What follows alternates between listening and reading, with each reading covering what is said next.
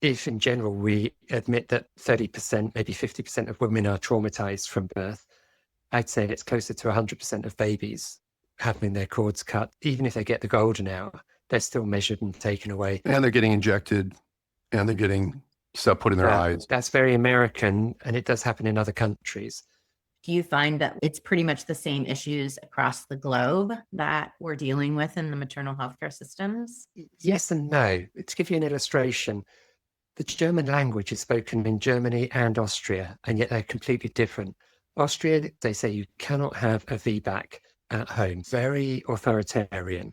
And yet in Germany, and we know Frank Lewin in Frankfurt, they're doing breech birth, vaginal breech birth, 150 a year. So how is it both German-speaking countries, and yet one of them? And the answer to everything is pretty much they do it because they can, and they won't if they can't.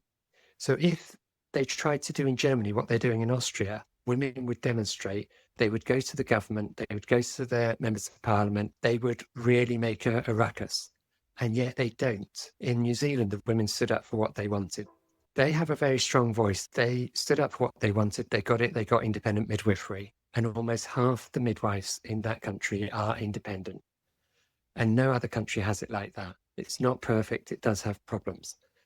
But it's because people stand up and say what they want. And I see all the time people will say how bad it is, how bad a birth was for the mother and the family, even the partner would say that. They won't write anything down and take action, except possibly to complain to the hospital where they had the bad experience.